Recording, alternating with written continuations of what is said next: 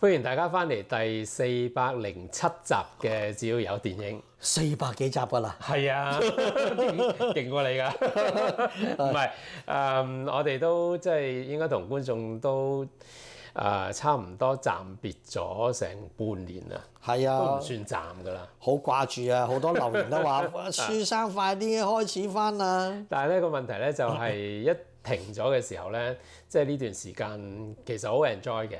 一嚟冇乜壓力啦，咁同埋即係當然我每個禮拜仲喺即係呢個週末午夜場嗰度亮相啦。咁但係週末午夜場咧，其實即係我好中意做嘅。第一就係主要即係一嚟我同阿 Man 嘅交情啦，二嚟咧就係我係冇壓力嘅，好輕鬆嘅做得。所以就算我睇好多即係觀眾嘅留言咧，都係話哇未見過你成日笑嘅喎，未見過你咁輕鬆。咁呢個係實情嚟嘅。咁所以呢一排嘅日子裏邊咧，其實我睇戲睇得即係都算幾癲嘅。係啊，因為即係我都即係喺呢個節目都講過咧，就係即係其實今日喺香港做電影觀眾咧，比我哋後生嗰陣時咧，其實真係幸福好多。因為睇嘅戲嘅數量係大增啦。而且就算係喺電影院咧，即係譬如到今時今日，連啲主流嘅電影院咧，都時不時都推出好多嘅修復版。係，唔單止係外國啦，仲係即係香港又有，唔同嘅地方都有。咁就而且就即係當然即係無論係呢個民間機構或者係政府機構舉辦嘅林種種嘅電影節，即係同時期可能真係有2個至3個，即係雖然唔係即係個長度唔係好長，但係都係叫做電影節啦，係同時舉辦嘅。咁所以我有陣時經常性係一日睇2套甚至3套，如果遇到啲比較大型嘅電影，我真係非常之佩服啊！我邊度有啲時間因為我冇得牽掛，只得你係咪有兒有女？咁 anyway， 咁點解我再想重新即係再重拾翻咧？因為當時候即係都想休息一排啦，都其實都係有諗過咧，就係再重開嘅時候咧，都係會係即係不定期咁樣放映啦，即係錄影啦，咁就變咗個壓力又冇咁大啦，需要付出嘅即係嗰個準備功夫又唔使咁多啦。咁另外咧就係即係要諗到自己有觸覺嘅想講嘅戲先至再講咁樣樣。咁今次即係其實喺週末午夜場嗰度咧都 announce 咗咧，就係話即係我今次重開咧，主要都係因為睇咗即係舒淇導演嘅即係女孩，即係佢第一部作品。咁就有好多嘅諗法啦。同埋即係我又覺得幾得意啦嚇，即係舒淇講舒淇，雖然即係都講咗幾廿年都係舒淇講舒淇啦。咁就但係咧又因為即係其實做獨腳戲咧，又驚唔係好慣啦，即係隔咗咁耐，咁所以就不如諗，即係阿 Man 又好熟舒淇啦，咁就睇過套戲啦，咁所以咧就決定咧，即係啦，即係我做咗咁多人情啊，今次你要還翻個人情。真係咧叫到隨傳隨到啊，好樂意啊，係啦，能夠喺你嘅主場，所以大家都發覺，阿文進咁乖嘅，唔會咁多嘢講嘅，因為呢個係阿書生嘅主場嚟嘅。咁我哋今次就即係正式入正題啦，就講呢一個舒淇導演嘅女孩。咁其實即係關於舒淇，我哋喺週末午夜場其實都做咗2輯嘅，就講過佢主演嘅電影係啦，一部咧就係色情男女，一部咧就係非一般，係非一般愛情小説。咁所以即係關於佢嘅過去啊，佢喺香港電影嗰個係即係嗰個即係足跡。係啦，又或者係個轉變嗰個慢慢開始 establish 佢自己作為一個真正嘅演員，即係嗰樣嘢都有講啦。咁當然呢個戲就係即係佢嘅第一部導演作品啦，但係就其實我都幾突然嘅，因為我即係雖然有 follow 佢嘅，即係唔係特別 follow 啦，即係有親佢嘅新聞我都一定會睇嘅。然之後突然間發現原來佢導演咗一部戲喎，我都好愕然啦，係嘛？係啊。咁我睇翻啲資料咧，就係話原來咧，佢喺好多次接受訪問都有講嘅，就係話第一次即係呢個萌生呢個念頭係啦，就係其實係侯孝賢，係侯孝賢呢一個拍呢一個應該係最好的時光啦嗰陣時。就有一次閒談之中就話，其實你都可以做導演啦，即係咁樣樣。咁之後咧，其實佢冇乜點理會嘅。咁然之後係去到呢一個聶隱娘嘅時候，佢再講第二次咧，佢先至係比較認真咁樣去，即係去考慮呢一個咁嘅抉擇。係。咁就結果咧，就喺2023年咧，就佢做完呢一個威尼斯電影節嘅評審之後咧，佢先至係的起心肝，就寫同埋開始即係決定要籌拍呢一部電影。係。咁或者咁開始先啦，我哋因為即係你又好熟悉佢啦，無論性格方面，又或者佢成個嘅發展。熟悉佢嘅前半段啦，因為同佢終止咗呢個經理人同埋即係呢個關係之後咧。咁我係距離呢個遠處默默祝福同埋係睇住佢嘅發展啦。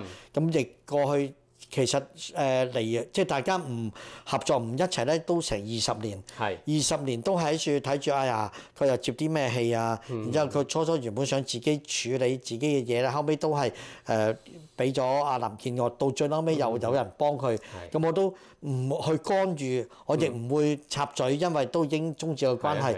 咁我亦啲人成日講話，喂，你要講舒淇蹭流量，我要蹭流量一早降咗啦。我係喺個適當嘅時機講一啲適當嘅説話，只係默默地祝福咯。咁所以我同你一樣去做導演，因為我印象中我同佢相處過5年就係都好慵懶，即係好冇所謂。因為做導演嗰啲人要有鬥心啊，佢唔係好有鬥心啊，但居然係咁，我相信都因為係阿侯孝賢影響佢好深啊呢樣嘢。嗱，佢同侯孝賢咧基本上就合作過3部電影嘅。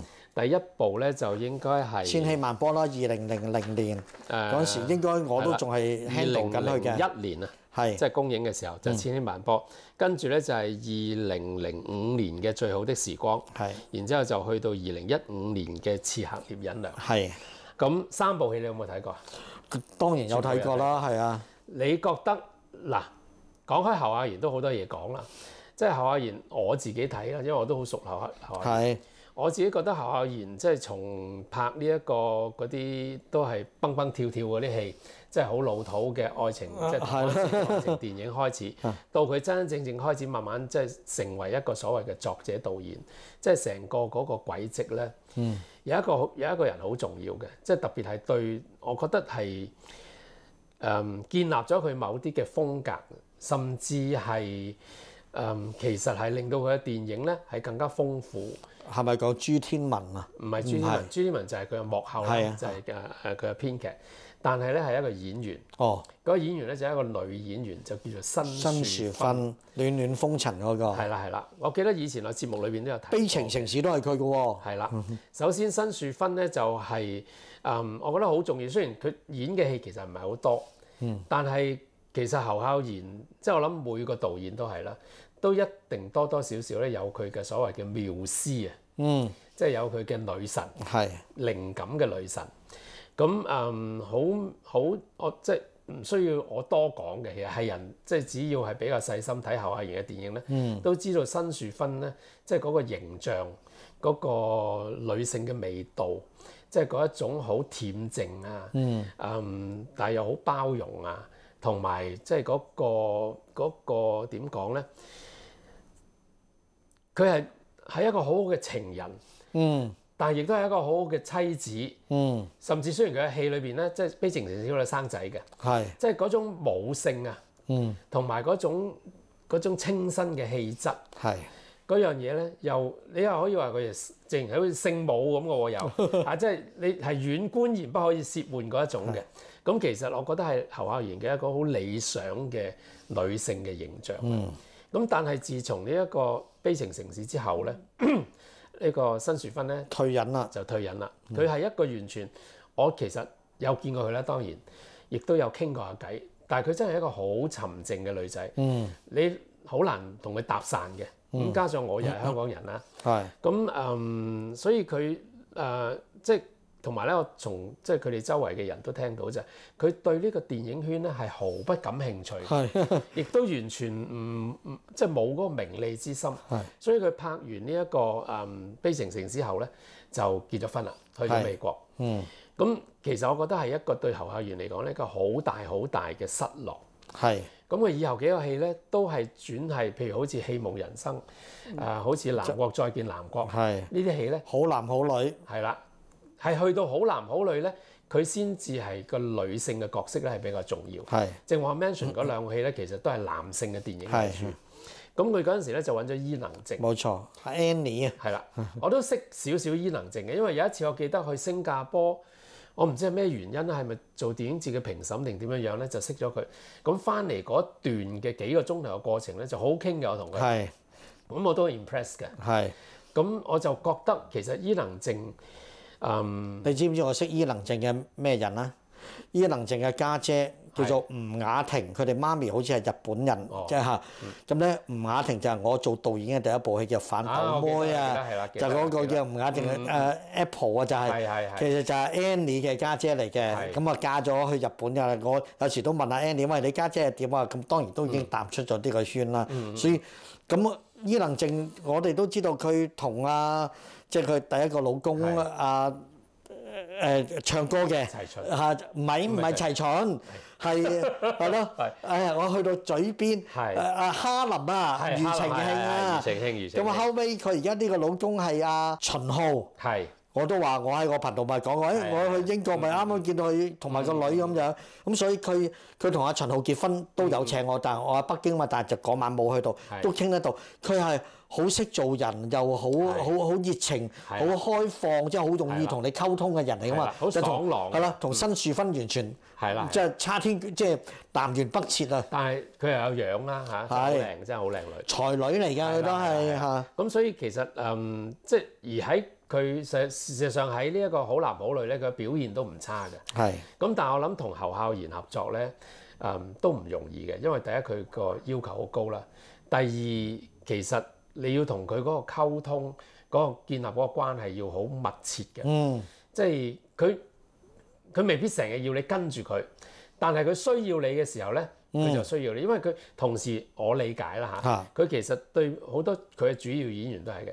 佢嘅認識，即係佢要對呢個演員本身嘅認識，然之後先至係可以啟發到佢對角色嗰個設定，又或者甚至佢點樣用佢種種唔同嘅方法咧，係去 push 呢個演員嘅佢自己本身可能唔知道嘅潛能。呢個其實真係有少少似王家衛啦。不過即係兩個當然又有啲唔同啦。但係 anyway，咁但係當然即係伊能靜有好多嘅發展啦。後來點解即係侯孝賢對佢都係覺得唔係好夾啊？定抑或佢又有其他嘅想法咧？就伊能靜簽咗俾華誼啊嘛，曾經喺北京有經理人公司即係 handle 佢啲嘢噶嘛嚇。咁所以佢一路都喺度揾緊嘅，我覺得。咁喺呢個揾嘅過程咧，我作為一個即係純粹一個評論嘅角度咧，其實我都覺得佢出現咗危機嘅。咁就一路係去到千禧萬波咧，就先至揾到舒淇。雖然係3部嘅作品，但係好明顯佢好中意舒淇。亦都好明顯咧，佢好想投入好多自己嘅創作或者時間，係去一方面其實去摸緊舒淇嘅，另外一方面咧就係去揾緊到底佢哋兩個人之間嗰個化學作用喺邊。佢哋有個共通點係侯孝賢講㗎。佢白羊座，我有白羊座，特別夾㗎。咁我都係白羊。係咯，咁啊都特別夾嘅啫。咁但係即係我就覺得呢個過程係都好有趣嘅。但係嗱，即係呢個又係我自己嘅意見啦，亦都同佢哋任何人冇關係，甚至不全即係呢個褒貶嘅。我係覺得其實佢捉唔到舒淇嘅。當然即係千禧萬波，因為第一係侯孝賢好少見嘅一部城市嘅電影，同埋係擺咗喺台北當年嘅年青嘅一代，甚至係你可以話係佢哋叫蓋藥係嘛？嗰個字係咪吃藥定蓋藥啊？恰藥啊嘛，係咯，即係嗰一代裏邊。即係其實即係拍遠啦，我哋係啦。咁所以個戲咧，即係嗰種嘅迷幻嘅感覺啊，虛虛浮浮嘅感覺咧，我覺得都捉到嘅。我覺得舒淇都投入嘅。咁但係咧就其實可能都係因為初嘅磨合啦，我覺得唔完整嘅。片段係好好睇嘅。咁但係之後咧即係一路，尤其是最好的時光咧，我覺得點解個戲會分做3段咧？即係除咗佢有基本上嘅製作嘅原因，亦都係侯孝賢，我覺得就係故意俾舒淇擺喺唔同嘅年代去揾佢嘅。係啦，即係無論係一個少女嘅年代，即係其實佢有個飛女嚟㗎嘛，第一段，然之後中間就由一個年代到拉尾有一個古裝，係咯。咁其實3段戲咧嗰個風格咧都係重複翻侯孝賢以前嘅電影嘅一啲嘅濃縮嘅片段嘅。咁我諗最近睇翻呢一個係阿都姐訪問阿舒淇，好似佢都有講話，原來佢做最好的時光嘅時候咧，做過一段清裝嘅時期，即係佢應該係做一個藝妓咁上下嘅，就話佢就原來就嗰段時間係佢最投入同埋最甩唔到嘅角色嘅一段時期。因為佢覺得嗰啲古裝咧，即係一擺咗落佢嘅身上高咧，就加咗一個好大好沉重嘅壓力俾佢，好似走咗去歷史嗰度。咁呢個當然係即係演員本身就係佢嗰個好敏感嘅觸覺嗰樣嘢啦。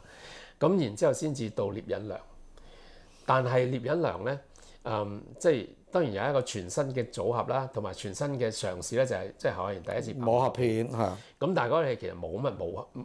都有合，但係冇乜舞嘅，咁好少量嘅舞嘅。咁舒淇都係着住一件黑色嘅夜行衣，成日就行嚟行去，行嚟行去。咁但係 anyway 咧，我都覺得即係當然即係有啲唔係好好彩咧，就係侯孝賢目前而家即係患病啦，相信都好難再繼續創作啦。冇錯。咁所以佢哋嘅合作咧就喺嗰度中斷咗。咁但係 anyway，我想喺呢度就問下你。即係你正話都講過咧，就係話大小姐個性格好比較慵懶啦。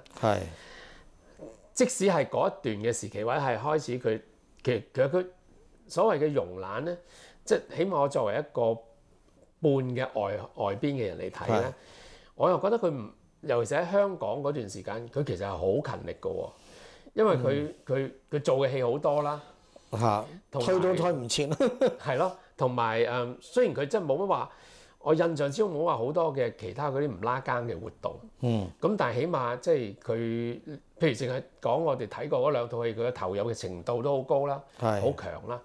咁睇翻女孩，咁你覺唔覺得你同佢相處嗰段年紀、嗰段時期咧，睇唔睇到佢真係有一個導演嘅 quality 咧？我同佢相處嘅時候咧，我就第一覺得佢同一般嘅女藝人唔同，就因為我成日都同一啲新即係啱啱出道嗰啲女性 artist 講話，你知唔知舒淇睇咩書㗎？佢係睇蕭紅嘅，即係《呼蘭河傳》嘅。咁當然呢個都受人哋影響，但係佢肯睇已經係同人哋唔同啦。係啊。咁我覺得佢嗰陣時因為我同佢相處咗5-6年啦。咁我覺得佢從來都冇提過話我做導演係點。咁絕對應該係侯孝賢影響佢，而因為過咗做咗10幾年演藝界，咁個生活穩定啦，名氣即係佢嗰句名言，佢啲衫着翻晒啦。咁人哋對佢嘅認可就唔同睇一般嘅性感女星啦。即係佢慢慢應該建立咗個自信心，即係我覺得係。咁其實人嘅際遇係你遇着咩人啦？即係佢遇着阿侯孝賢，你諗下，即係01年、05年到15年，咁呢10年，因為佢係台灣人，當然侯孝賢唔係有戲先至約佢啦，即係一定會中間有啲交往。咁阿侯導演咁值得尊敬嘅，你約我咁好出嚟食飯啊，乜嘢都願意。咁但係呢個過程入邊，喺佢主要拍大陸好多戲。即係嗰啲有啲同彭于晏啊，有啲咩太空堡壘嗰啲，其實都唔係好理想。即係佢拍得比較多嘅香港導演係劉偉強啦。劉偉強又喂咩由龍戲鳳去澳門拍啊，喺北京有一套戲就為佢量身訂做，叫做《不再讓你孤單》啊，嗰個咁啊直情係俾佢發揮啊。咁但係拍劉偉強嘅戲咧就係準時收工，好舒服。但係阿劉偉強唔會同你探討人生，唔會即係有呢方面影響你噶嘛。咁佢絕對係應該拍聶隱娘嗰段相處嘅日子咧，係令到佢收心，因為樓啊買咗啦，屋企嘅環境咧就好咗啦，咁已經唔需要為咁開始。我覺得佢係思考，即係咁我一路出道，我仲有啲咩心結咧？我覺得係即係有啲咩心結要完咧，可能喺侯導演未有呢個啟示之前，佢都未諗到咩方法嘅，係嘛？但係侯導演我話你不如做導演，因為導演咧，你叫佢寫篇小説梗係唔得啦。做導演佢已經熟悉咗，拍咗咁多部戲，佢知道片長，佢知道佢識得判斷乜嘢係啱，咩係錯啊嘛。咁我覺得佢應該係喺嗰陣時萌生去做導演。咁當然啦，啲都話啲10幾20年咧，我哋冇好 close 嘅對話或者相處，因為我唔想覺得哇你無端又揾我，即係最弊就係有啲人就話喂佢靠我啦，如果唔係有我，咁我呢啲説話一定唔會由文進口中講嘅，只係默默祝福佢。咁我都話一年耐唔耐就喺白龍王嗰度泰國就即係大家好開心咁打招呼，咁跟住就佢過去嘅日子咯。所以我真係好訝異同埋進步到咁樣，唔係我當日識得嘅舒淇，我真係好詫異同埋好驚奇啊！嗱，其實咧佢同好多新導演都一樣啦，即係因為新導演通常都係拍自己，冇錯。咁但係當然佢個古仔係同即係一般人都好唔同啦。咁但係個問題喺呢度啦，即係因為佢呢個故事係咁唔一樣啦，同埋呢樣嘢都即係我哋從睇呢個戲都睇到啦，就係佢觸及佢即係起碼成長年即係嗰個家庭嘅傷痛啊，係啦，好同埋都係一個好大嘅傷痛。咁我就睇，我一路睇咧，我喺度諗。咁同埋我睇咗，其實我睇咗3次㗎啦都。哇！我應該快啲去睇多第2次。因為我有啲又想搞清楚啦。咁我一路思考緊個問題咧，即係睇完第1次之後咧，對我嚟講，即係最大嘅問題就喺呢一度啦，就係話佢呢個故事咁 personal、咁 private。佢決定要即係傾訴呢個故仔，俾人知道，展示係啦。咁但係咧，好坦白講，佢嚟香港或者即係出走之後，成個嘅經歷，去到嚟香港初頭喺香港拍嘅電影，即係無論佢嘅心態係點樣樣咧，世俗嘅眼光你都唔能夠避免嘅。係啊，事實上呢樣嘢你能唔能夠話，即係尤其是喺一個咁保守或者中國人社會係嘅目光底下，你話呢樣嘢係咪佢會唔會為自己好驕傲咧？肯定唔會嘅。咁你話就算你話為勢所逼又好，為咗生活又好，點都就算你無論用咩嘅理由都好啦，都係始終係一個唔算係好光彩嘅一樣嘢。咁當然佢係憑住自己有好大嘅努力、好大嘅意志力同埋好大嘅上進心，仲有佢嘅情商好好嘅，係啦，佢可以 overcome 嘅所有嘅世俗嘅眼光，然之後就即係去到今日呢個地位。但係佢又要再將呢樣嘢又挖翻出嚟。係，雖然嗰樣嘢唔係佢唔係100%，係做演員嘅時候，但係呢樣嘢係佢做呢即係早期呢個演員嗰個方向嘅一個影響好大嘅因素啊嘛。係。咁佢究竟要幾坦白咧？如果你唔坦白嘅話，遮遮掩掩咧，又何必拍咧？係。但係你好坦白嘅話，出咗嚟嘅效果，你係冇辦法預料噶嘛。又或者呢樣嘢點先至係值得擺上銀幕，作為一部電影，而唔係純粹一個傾訴，一個自己講自己好慘啊，好大嘅傷痛啊，即係唔係一個自戀或者自憐嘅一個所謂嘅寫照。咁我就覺得啊，呢樣嘢係第一就係即係雖然話新導演個個都拍自己嘅故仔，但係呢樣嘢咧就令到佢完全係有益於我相信係世界上任何一個新導演，同埋嗰個困難啊。係一方面面對自己咁大嘅傷痛，一方面又要就算佢而家個心態 overcome 咗都好啦，就係呢個拿捏喺邊一度咧？我覺得咧呢部戲最真實係咩咧？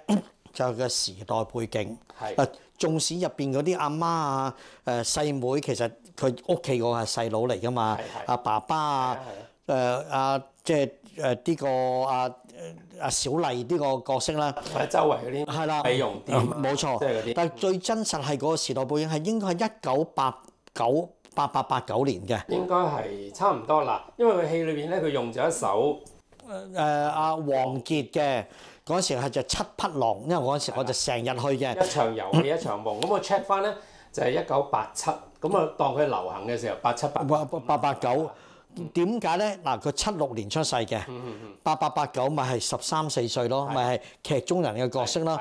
咁而呢部戲最精彩嘅部分就係個8889年，雖然佢喺新店住嘅佢嘅老家，但係而家個戲喺基隆，因為基隆因為仍然保留，因為呢個漁港咧保留舊啲個80、90年代即係台灣嘅感覺啊。其實旁邊啲咩新北市嗰啲咩三重啊、板橋都係類似咁樣嘅，除咗你話喺即係台北市東區嗰啲唔一樣。咁我一路睇咧，因為嗰幾年咧，我真係成日去台灣嘅。咁譬如入邊有一個好大嘅 Kiss 啊，Kiss 咧就係中泰賓館2樓嘅 disco。我去親阿柯受良都話：喂，我哋去嗰度跳舞就即係就真係揈頭啊嗰啲嘢。咁 Kiss 咧，我第一次見舒淇就係中泰賓館啊。咁所以呢啲即係呢啲我一睇就特別，哎呀啊 Kiss 啊或者新東陽就係人都知啊。咁呢個呈現咧，而家真係唔容易嘅喎，因為我頭先即係錄之前聽你講就話，佢呢套戲嘅美術嗱攝影我哋知道啦，好有名啊，余正平啦嚇，咁啊美術你要重現似翻嗰個年代，無論顏色或者嗰啲街道咧，呢部戲呢方面係做得好好，因為係阿舒淇完全佢知道就係咁樣啦，係佢成長嚟嘅。呢個美術咧係叫做黃美清啊。係。咁其實啦，我知道，原來我識佢嘅喎。因為我哋喺你節目嗰度咪講過李屏賓嘅。係。其實我上次去揾李屏賓咧，其中有一次見面咧，就係約咗黃美清。係。咁就所以喺嗰個場合就識咗佢。係。咁佢係又係一個好爽朗嘅女仔嚟嘅。係。即係短頭髮啊、男仔頭啊咁樣嘅。咁呢個拆開少少啊，好得意嘅。我仲初即係阿屏賓都係計呢個好出名嘅美術指導咁樣，你就咁答個名，我梗係唔知啦。咁但係可以傾偈啦，傾偈，然之後傾下咧就傾到劉若英嘅啱啱 Netflix 嗰個新劇，就叫做忘記佢啦，記得即係咁上下，即係好 anyway。咁我仲話我有睇啊，就咁，但我唔知道係佢係美指啊。我仲話總之傾開劉若英啦，咁我就好中意劉若英第一部導演嘅戲嘅《從前的我們》。係啊。呢個劇我話唔得喎，我睇咗一集我頂唔順喎，真係咁。咁佢突然間就話我做美術指導，咁我真係好尷尬。咁但係佢好話佢唔緊要，頭兩集係唔係幾好嘅？你睇埋落去就好好㗎啦，就咁。anyway， 即係咁就一路開始傾偈啊。咁其實傾到即係唔到一半啊，即係傾下。其實原來阿劉若英就住喺樓上嘅。係。咁原來點解嗰次咧就其實喺呢個寧夏夜市嗰度，其中有一間店嘅。咁點解佢約就，而且係阿黃美清約嘅。就原來咧，即係佢同阿劉若英好熟啦，就知道劉若英同阿李屏賓咧冇見咗面好耐。特登就係抽啊咁樣嘅局。係啦，咁就特登咧就約屏賓喺呢一度，然之後咧食下咧。就阿劉若英咧，即係完全素人打扮啦，紮條馬尾啊咁樣一個，即係其實一個婦人嚟嘅。咁就拖住個仔，佢個仔好精靈嘅，即係10歲但好高嘅。咁就突然間出現，嚇到李屏賓，完全係好驚喜啊！好驚喜。咁拉尾佢即係送完個仔翻上去之後，仲坐埋喺度一齊傾偈嚇。咁就呢個就係黃美清。咁我就即係翻嚟，我又懶咧，又冇特別炒翻，即係黃美清做過咩戲啊，即係咁樣。直到去到呢一套戲先發現，我初中即係睇唔切啊個。係。咁就拉尾就揾呢個 IMDB， 好奇怪呢個即係中文網上高咧，我完全揾唔到佢後邊即係嗰啲 credit 喎。咁就睇到一個叫 Max Walk，MAX，咁。個相又好細幅啊，咁我就醒唔起，然之後拉尾先，原來係佢喎咁。佢點威法咧？佢其實即係一個好資深嘅美術指導啦。咁佢有好幾部戲咧就好出色嘅，即係比較早期嘅咧就係其實係呢一個盲甲啊 Manga 啊柳成澤嘅戲，柳成澤嘅戲。Manga 其實就係一個講年代嘅電影啦，華西街啊。係啦，咁跟住佢再同阿柳成澤合作嘅咧就係《軍中樂園》。哦，又係一部喺美術上高需要好多嘅投入嘅一部電影嚟。係講嗰啲即係慰安婦之旅嗰啲軍中樂園。咁佢比較新嘅一個電影咧，就有一個戲我睇，有兩個戲我睇過嘅，就係2023年一個叫做《疫起》啊，疫情嘅疫。哦，阿黃柏傑嘅喎，好似係嚇。嗰個戲我就真係睇嘅時候咧，我都即係好 impressed by 佢成個嘅美術。因為嗰個戲咧就係講醫院，佢成棟醫院即係有幾層嘅，我都唔知道，我相信有好多應該係搭嘅，即係成個嗰個感覺咧係好正嘅，即係嗰個規模啊，同埋嗰個即係嗰種，因為佢講緊疫情啊嘛，嗰個末日嘅氣氛啊等等係做得好好嘅。係。咁然之後仲有一個咧就叫小曉，個戲唔係麻麻地。咪阿林品彤攞影后嗰個係咯。係啦。咁所以其實即係有呢啲淵源。咁我覺得呢個戲每一個細節、每一個道具、服裝個 look。當然配合埋余正平嘅，係做得真係好正，真係好正。所以阿舒淇做導演真係有咁多人，同埋係共同嘅語言、共同嘅台灣記憶，呢個好重要。你唔係啊，喺香港揾阿叔去做美術都做唔到呢樣嘢㗎嘛，係嘛？咁講翻轉頭咧，就係話我正話提出嗰個問題，咁到底用一個咩嘅方法去呈現呢個戲咧？咁我就覺得佢諗到一個方法，亦都係我睇嗱，坦白講呢個題材講自己童年，講家暴，然之後出走，有咩特別咧？拍過無數次，即係無論你嘅家暴幾嚴重都好，又或者係嗰個創傷，即係當然我哋會理解，會有呢個同理心，但係始終嗰樣嘢唔即係其實係。尤其是中國人啊，甚至係台灣人啊、香港都係發生過好多次啦呢啲。冇啊，就算阿 N 都拍過天水圍嘅霧嘅夜雨霧咁啊，又係家暴咯。咁但係佢就揾到一個方法咧，亦都解決咗我正話提出，就係佢作為今時今日，即係點去面對、點去呈現，即係呢一個咁嘅難題。嗰個方法咧，其實就係電影。一個好特別嘅，即係屬於電影只能夠係電影可以呈現到嘅方法，就係叫做虛實。咁呢個虛實咧，嗱有度得意喎。我第一次睇嘅時候咧，當然佢有啲虛，嗱我等陣再解釋咩叫虛。有啲虛嘅地方咧，我都睇到嘅，但係咧，我都唔為意，原來佢嗰個虛實嗰個用法咧係貫徹得咁犀利。即係所謂個虛實咧，其實就係話包含咗呢個女主角，即係林小麗啦，即係嗰個除咗佢現實嘅生活裏邊，其實咧佢係有好多包括佢嘅可能係純粹一個心理嘅陰影啦，一個幻想啦，或者一個夢染式嘅一個哭。係衣櫃入邊或者穿過草叢咁，呢啲都係。呢啲冚唪唥都甚至包括埋佢想自殺添，因為事實上有一個鏡頭就係佢同班啲死仔包咧走去。即係河邊玩嘅時候，佢就爬咗上樹。其實嗰個佢冇理由會可以爬到上棵樹嘅，但係佢就喺度望，一路望。反而佢嗰個好朋友阿 Lily 咧，就唔係點為意係嘛？然之後突然之間佢就見到個鏡頭好快咁樣就見到咧，佢又喺個樹頂嗰度咧就出現。然之後咧，突然之間咧，佢又即係。用絲巾定用塊布啊咁樣，就整咗一個係即係個環，就想自己吊頸。點知跟住啪一聲就斷咗。但一斷咧，一 cut 佢就 jump cut 喎。就係一個醒咗咯，其實嚇。唔係一個 top shot，就係佢同阿 Lily 瞓喺度，好似冇嘢發生過。咁當然嗰一刻咧，我諗好多觀眾都呢個原來係幻想。呢個係戲裏邊最明顯嘅一個幻想。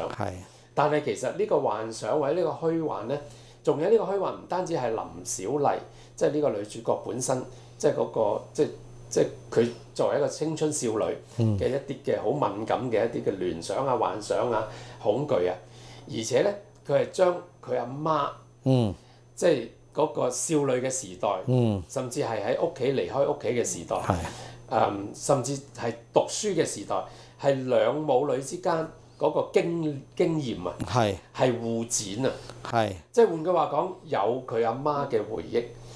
當然呢啲回憶咧，我哋甚至係唔需要一定係從佢阿媽出發嘅，係一種敘事上高嘅回憶。但係呢個回憶，因為特別係開始，其實從一開始第一場，佢阿媽咪已經係回憶中出現咯。係啦，第一場戲佢同佢阿妹喺嗰個基隆嘅嗰條中山橋，即係萬波女郎嗰一條橋行過嘅，同阿妹講走啦，污糟邋遢，搞個鐵絲網啊，即係咁樣樣。然之後咧，一行嘅時候咧，就有一個女仔，又係着住校服，就唔同佢哋嘅校服，就咁走過。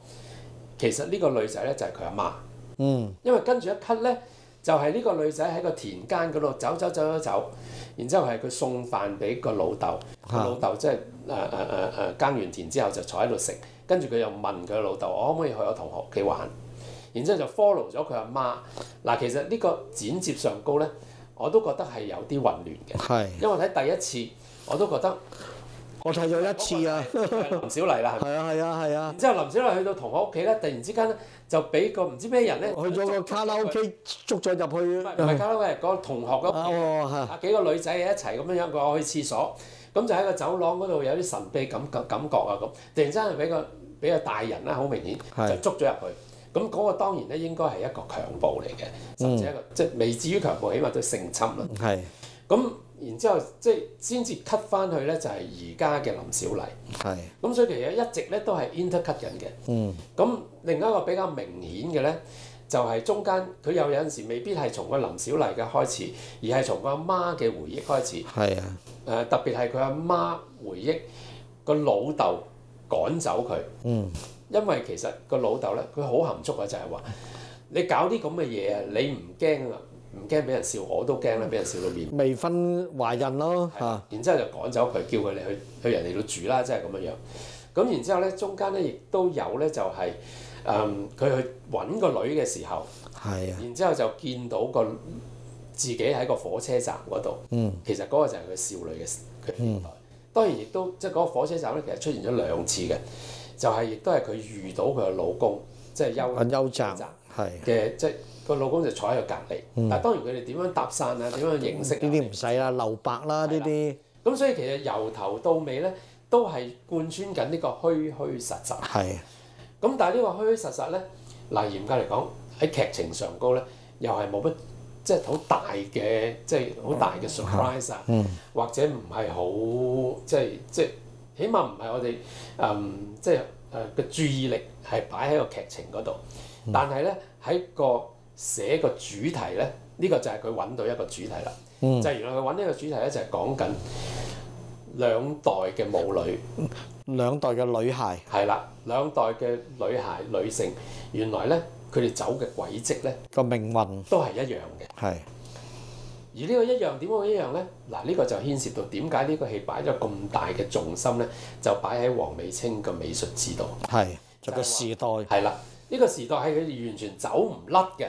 因為第一經濟，我哋睇到佢唔係經濟好拮據，但係絕對唔會有錢啦，同埋又要靠呢一個即係做洗頭磚就係咯，就整花啊，即係咁樣樣，又要喺個美容店嗰度，然之後跟住個老公咧，佢個老公主要就係真係一個好冇用嘅男人，係車房。係啦，而且嗰個車房佢都講過啦，親戚照顧佢咋，係佢個老豆嘅兄弟先至照顧佢。而且呢個老豆兄弟咧，拉尾都有一場戲講得好清楚。我死咗或者我退咗，我交俾你啦嚇。但係喂，你醒醒定定啊！你個仆街因為成日飲酒嚇，你唔好搞禍個鋪頭啊！即係咁樣樣。咁所以其實係即係睇得出佢冇任何嘅經濟嘅能力，冇性格上高佢好撇好 hea。唯一一樣嘢就係生得好樣啦，即係優就好靚仔啦。咁雖然呢個戲都唔係話即係好強調佢呢樣嘢，但係起碼佢唔係一個好不堪嘅男人。咁然之後就係走唔甩，而且到最後咧，第一次個阿媽嘅離開個屋企係俾佢個老豆趕走嘅。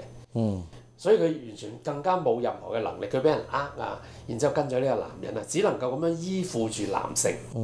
但係到呢個林小麗到呢個女主角嘅時候咧，就佢真係有一個好強烈嘅慾望咧，覺得我真係需要走啦，離開呢個環境。係啦，咁當然阿媽亦都係因為拉尾嗰場，佢去追個女，然到最後追唔到個女，然之後先發現呢個女原來佢一定唔可以俾佢再留喺呢個屋企，然之後先至決定翻屋企，求真就揾電話，就揾佢阿姨嘅。係咯。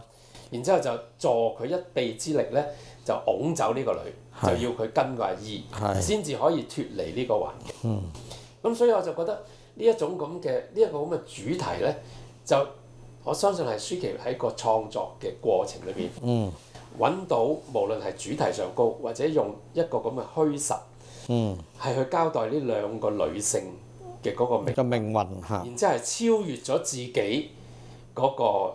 即係真正嘅係冇錯，而且呢個亦都係佢睇到自己原來好彩我走到，好彩我踏出咗一個好勇敢嘅一步，我先至成為今日，亦都係呢個就係所謂嘅老土啲講就係釋懷啦。係啊，但係另一樣就係我可以面對，因為我有足夠嘅自信啦。而家我可以面對，我講乜嘢嘢都唔怕。係。咁當然八卦啦，好多人我亦都睇到有啲人寫啊。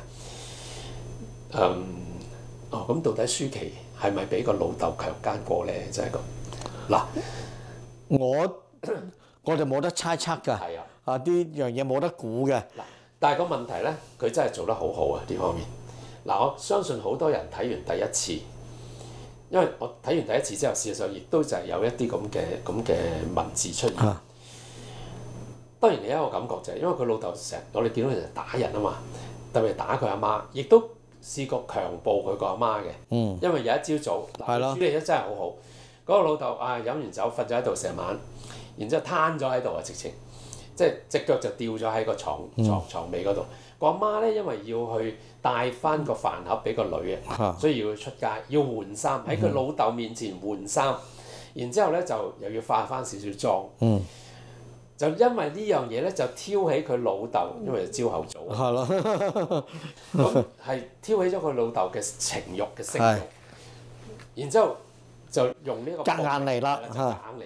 咁呢場係好清晰嘅，咁所以然之後當然個老豆個性格打個老母即係呢啲嘢，事實上亦都係第一場，當個老豆出現，然之後個女咧即係林小麗咧有一個習慣。好驚個老豆，匿埋喺個塑膠衣櫃，即係拉鍊嘅塑膠衣櫃裏邊。咁透過佢嗰個視線咧，其實就 exactly 就睇到個老豆嘅下體啊。咁呢個即係其實就即係暗示咗一個好大嘅威脅啊。當然即係細路女未必知道。但係咧，其實第一場戲就已經係有呢一個咁嘅酷夢式嘅一個處理，就係佢入到嚟，你做咩匿埋喺個衣櫃嗰度？咁然之後咧就哇嗰個鏡頭就好有力啊！就係見到個影個黑影個魔掌一壓落去嗰個塑膠嗰度，一聲，然之後仲不斷去壓落去啊！咁跟住咧就叉住佢個頸嗱，但係佢嘅處理咧，我第二次、第三次睇得好清晰，跟住咧就 cut 㗎啦。一 cut 咧，然之後佢第二朝起身咧。佢係若無其事，係俾個鬧鐘鬧醒嘅，甚至你唔覺得佢有受過傷害，因為佢行路冇事嘅。咁而且個感覺咧，一醒嘅時候咧，俾人嘅感覺咧就係應該係一個噩夢嚟嘅。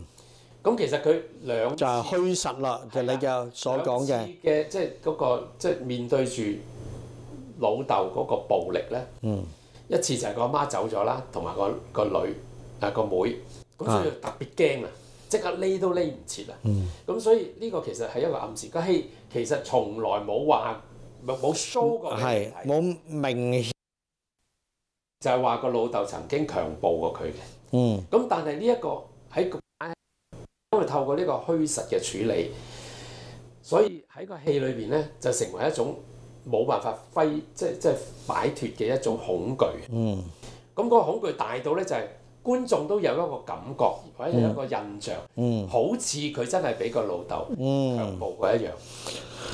咁我就真係覺得呢個作為一個你擺翻喺個劇情裏邊咧，又合理啦，個處理又有力度啦，亦都係解決咗，加埋我正話嘅虛實嘅處理啊，加埋即係個時代啊嗰個主題啊，就完全係呢個戲咧，唔係純粹話係，當然冇咗導演嘅經歷，佢未必拍得出呢一套戲。但係有咗呢個經歷咧，佢亦都唔係一個所謂正式嘅自傳，甚至係半自傳。雖然喺呢方面咧，舒淇亦都好坦白，就係承認好多嘅經驗咧，都係來自佢自身嘅。但係真正嘅發展，譬如去後尾就去做運動啊，因為我認識舒淇即係嘅時候咧，佢前邊係譬如去拍咗一啲寫真啊，即係當時個咩心態可以咁樣豁出去咧？呢個都係我一路喺處研究。即係當然，即係嗰日首映我都講話，拍完呢部戲，大小姐你可以釋懷啦。咁但係呢部戲絕對唔係我覺得60%都冇啊！即係佢將呢個角色咧，就再轉變係個心理。我認為真正嘅遭遇可能比電影所見更不堪，係嘛？咁但係佢係好 tough 捱過嚟，咁然之後後尾嘅命運當然就改變咗啦。咁亦唔需要拍佢後尾，因為佢唔係話自傳啊嘛，只係由佢嘅一啲自身嘅感覺而係做咗呢部戲出嚟。所以佢嗰個即係我就覺得作為一個評論啊，即係如果我都陸續見到有好多評論係咁，如果你係斟酌住呢一點上高咧，我覺得呢啲評論都好不堪啊，係嘛？即係根本係其實冇需要嘅，因為我哋一定要將個電影作為一個獨立。係啊，冇錯。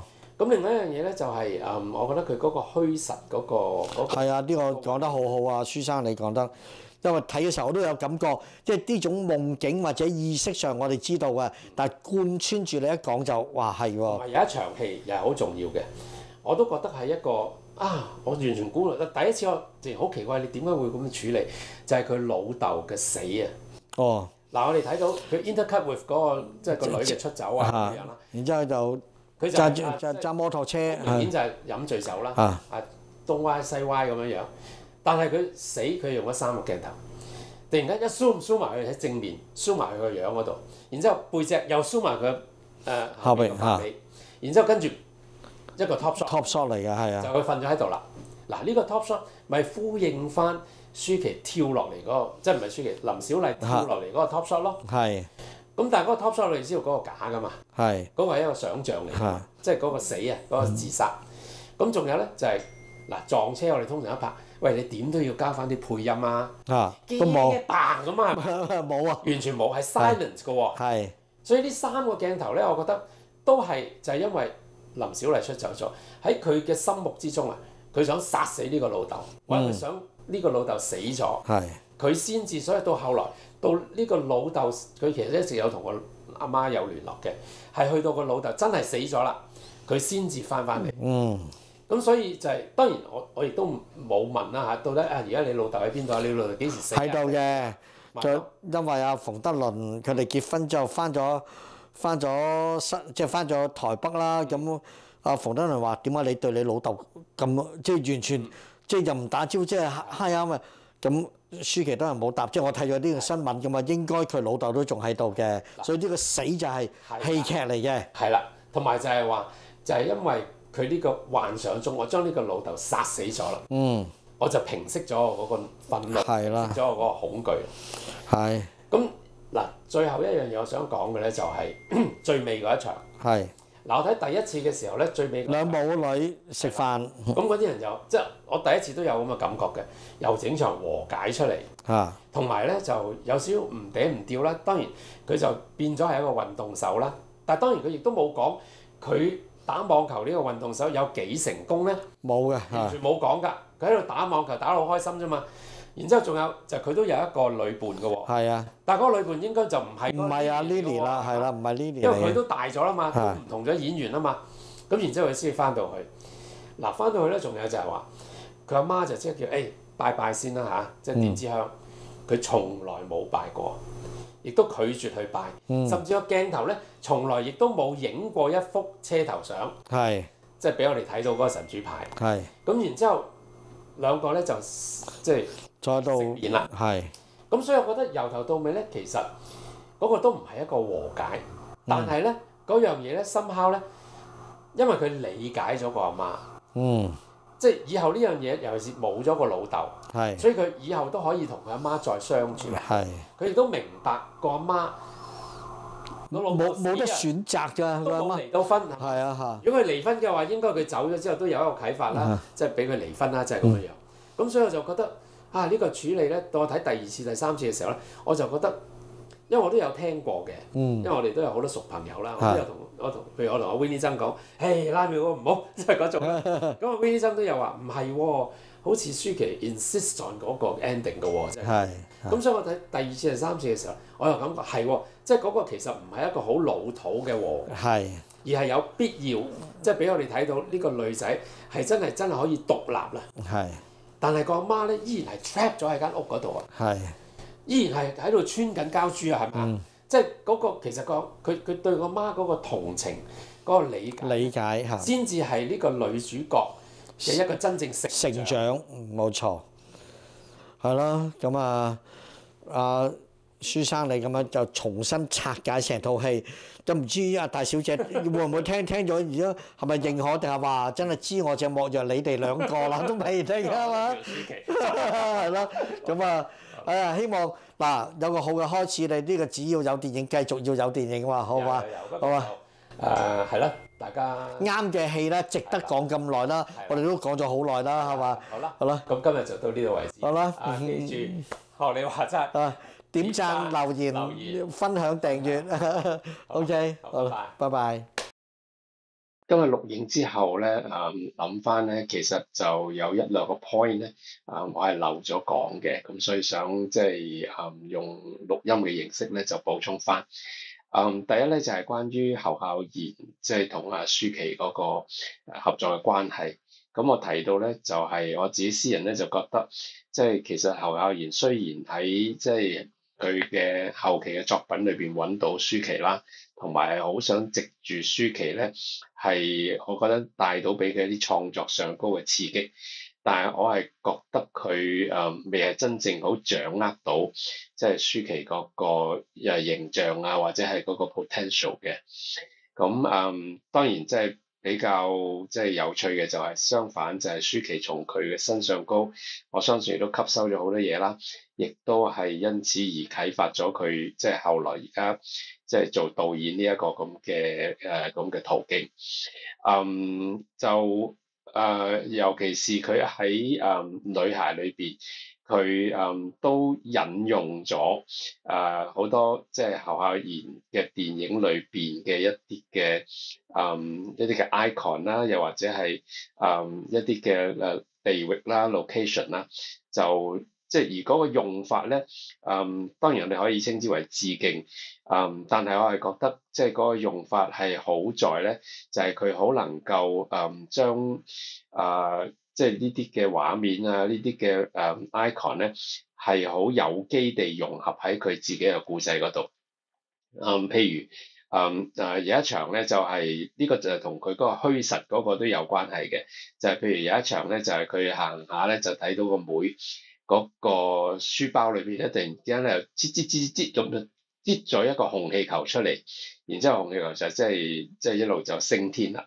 咁呢樣嘢個妹係唔知道嘅，咁但係當然呢樣嘢咧係實啊定係虛啊，都我哋好難定義嘅。當然道理上高就冇理由個妹點解喺個書包嗰度會擠個氣球出嚟，同埋個氣球咧係充咗氣嘅。咁當然紅氣球呢個意象咧就係嚟自侯孝賢嘅即係呢部紅氣球嘅電影啦。當然亦都係大家即係如果係比較資深嘅影迷咧都知道，紅氣球呢個本身呢個意象咧根本就係亦都係一部咧好經典嘅法國嘅短片，就係叫做紅氣球嘅即係其中一個最主要嘅一個母題嚟嘅。咁但係好明顯即係喺女孩裏邊咧，呢個紅氣球嘅意象咧就係同譬如戲裏邊嘅好多譬如雀仔啊、窗外嘅烏鴉啊，又或者係鐵絲網啊、門框啊呢啲象徵咧，都係同即係林小麗呢個角色所向往嘅自由，又或者係佢所感受到被 trap 住、被困住嘅嗰一個感覺係有關係啦。咁另外一個意象咧就內容，即係今日嗰個影片嘅內容，其實都有提到嘅，就係一開場兩姊妹行過，又或者係其實後來戲都不斷出現過嘅嗰個基隆嘅中山橋啦。咁但係有趣嘅地方咧就係當然即係喺萬波女郎就即係呢個中山橋就喺萬波女郎嗰度出現過嘅。但係即係喺呢個電影裏邊咧，就係係兩代，即係無論係個媽定抑或係個女咧，其實都先後出現過，起碼係3次嘅。第一次我就講咗啦，就係一開場嘅時候，即係而家嘅林小麗同佢個妹行，即係向個鏡頭行前嘅時候咧，就有一個女仔咧，都係着住校服就砰砰砰咁衝過，咁呢個就係其實係個阿媽啦。咁後來咧就佢哋去 kiss 嗰度咧，即係同阿 Lily 咧去 kiss 嗰度咧，都係即係通過呢一條橋啦。咁同樣就係個阿媽拉尾去揾阿小麗嘅時候咧，亦都係睇到咧，就係佢阿媽喺呢條橋嗰度咧，即係來來回回咁去揾佢嘅蹤跡嘅。咁另外就講到即係林小麗個朋友 Lily 呢個角色咧。我喺第二次嘅時候咧，就啱啱就即係碰正係即係舒淇都有喺電影放映之後有一個分享啦。咁佢唔係特登講嘅，而係有一個觀眾問到佢嘅即係提出一個問題，佢就提到嘅啫，亦都冇特別強調嘅。但係即係佢講呢一樣嘢咧，反而就即係 trigger 起我，哎呀係喎，即係咁樣樣。佢講咩咧？佢就話其實原來喺佢嘅創作意圖裏邊咧，就呢個 Lily 呢個角色咧，其實都可以係視作為一個林小麗嘅一個想像中出嚟嘅一個朋友，即係換句話講，佢都係一個虛嘅角色嚟嘅。咁我就諗翻起即係成個戲嗰個處理嘅時候咧，我又覺得呢個道理都説得通喎。雖然即係我相信好多觀眾即係未必有呢個感覺咧，因為佢第一個戲份佔得相當重啦，第二當然個形象啊等等咧，亦都好具體。咁但係 the fact that 譬如 Lily 其實一出現咧，就有同阿小麗講嘅，即係同佢即係一齊去廁所嘅時候就話：咦，我又叫做 Lily，你又叫做小麗，我哋兩個名一樣嘅喎。不如咁咧，以後你就叫做小麗。我就叫做莉莉，或者係即係莉莉，當然即係國語都係 Lily，但係佢就教佢用英文講係 Lily，即係一個長音一個短音咁樣嘅。咁但係其實小麗就掌握唔到嘅。咁即係變咗呢兩個角色都係即係賦予翻同一個名字啦。咁另外咧就係呢個角色咧，亦都係喺即係佢係即係個插班生，就個電影嘅交代即係話佢喺呢一個美國翻嚟嘅，但係同樣都係一個破碎嘅家庭，即係父母咧都係因為意見不合而離異嘅。咁變咗即係呢樣嘢同即係當然同小麗嘅背景都有相近嘅地方，但係點解喺美國咧？我自己嘅感覺就係其實70、80年代咧，台灣人係真係好中意去移民，無論係讀書又好，或者係即係正式嘅移民，去美國，即係呢樣嘢都係佢哋即係集體嘅一個憧憬嚟嘅。咁當然就係相對於呢一個基隆或者係台北市，即係呢樣嘢係一個幾乎係即係對小麗嚟講係一個遙不可及嘅一樣嘢嚟嘅。咁即係所以就呢個亦都係變咗同我哋成日講嗰個電影裏邊嘅對自由嘅向往，但係另一方面咧，又係即係好似即係囚禁於即係呢一個咁城市嘅即係社區區域裏邊嘅嗰一個咁嘅不自由嘅兩者之間嘅對比。咁同埋仲有後來咧，佢同阿 Lily 去，即係 Lily 就好主動咁去帶佢，即係淨係逃離呢一個班房，即係帶佢去走堂。咁佢哋走堂第一次咧，就又係去翻嗰一個叢林嗰度。其實之前咧，小麗咧就係有，即係我哋見到小麗係見到嗰個叢林之後咧，跟住咧佢係爬過個叢林嘅一個即係矮叢，然之後就透過一個窿咧，就見到佢見到係一個女仔着住校服喺一個士多啊，或者係即係個小店外出喺度好似食嘢咁樣樣嘅。咁其實我哋唔係好清楚嗰個女仔到底係邊個，係佢啊，定抑或係其實係佢阿媽咧？當然佢唔會知道嗰個係即係佢阿媽啦。即係但係呢一場咧，佢到底係咪真係佢爬咗入去，然之後又透過窗、透過嗰個窿見到一啲嘢咧？即係所以呢個亦都未必係真係一個即係好確實嘅、好具體嘅一個情節嚟嘅。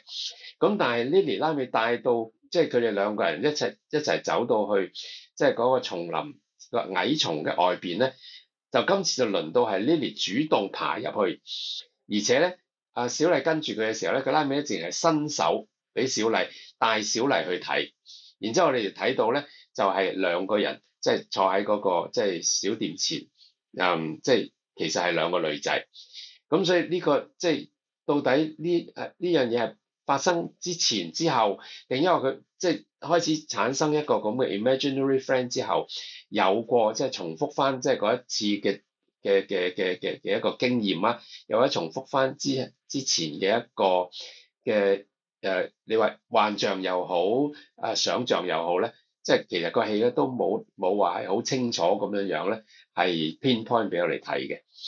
咁甚至拉尾Lily 即係。喺個 timeline 嗰度咧，其實都有啲問題嘅。即係如果我哋係將 Lily 作為一個好具體嘅一個真實嘅人物咁去處理，Lily 又帶佢去 kiss 啦，即係佢從來未去過去唱 K 啊，去嗰度即係有影帶租啊，即係咁樣，佢好開心嘅。咁但係咧唱完 K 之後咧，突然之間咧，我哋又見到阿小麗咧，嘣一聲又走翻屋企喎。然之後跟住同佢阿媽有一個衝突啦，甚至喺嗰一段戲裏邊咧，佢就質問個阿媽點解你唔同老豆離婚，而且咧直斥個阿媽咧就係話，因為我係你偷情生落嚟嘅女，所以你對我咁唔好。咁然之後就再走翻，走翻落去街嗰度，就導致阿媽拉尾咧就周圍去揾佢啦。咁但係佢砰砰砰咁走，又再翻去呢個 kiss。咁呢個 timeline 好奇怪嘅，佢翻去又見到阿 Lily 繼續仲留喺呢一個 kiss 裏邊，咁中間點解佢突然間走翻出嚟又走翻去咧？就阿 Lily 又唔走喎，好似等佢咁樣喎。咁然之後跟住佢哋兩個咧就落去車站嗰度，就見到一班攜仔啦。其實嗰啲係飛仔嚟嘅啫，就好多人就話點解嗰陣時啲細路哥即係話啲男仔啊、啲飛仔啊，好似咁純潔啊、咁單純啊，即係因為我哋好自然地咧，觀眾咧當時咧就諗住梗係即係好容易俾班仔溝咗啦，就係咁樣樣。因為班仔咧就嬲佢去即係兜風啊、去海邊啊咁樣樣。咁但係 turn out 其實係冇嘢嘅，即係呢班後生仔的而且確係比較善良嘅。咁但係由頭到尾咧，其實都係阿 Lily 係採取主動嘅，同呢班後生仔係搭訕啊，又或者係去到呢一個海邊嘅時候咧，都係得阿 Lily 講嘢嘅啫。由頭到尾咧，幾乎咧小麗咧係冇出過一句聲，然之後兩個人先至離開咗呢一班後生仔，走入去個森林嗰度咧，就見到嗰棵樹，然之後就有即係嗰一場我正話講過嘅，即係突然之間阿小麗咁就爬咗上樹，然之後想吊頸嗰一場。咁所以種種嘅跡象咧，甚至拉尾阿小麗陪阿 Lily 陪阿小麗翻屋企，見到個阿媽坐喺門口，然之後 Lily 咧就一聲都唔出，係完全冇對白，咁就離開咗小麗嘅。咁所以呢啲所有嘅處理咧，都俾我哋感覺咧，就係如果我哋用舒淇嘅説法，即係Lily 都可以被視為一個 imaginary friend 嘅話咧，咁我係覺得即係呢個處理咧係相當之有趣嘅。咁所以我基本上就想補充呢幾點啦。所以有兩點咧，作為一個趣味性咧，我都預備咗，即係做咗少少功課，但係我都想同大家分享嘅。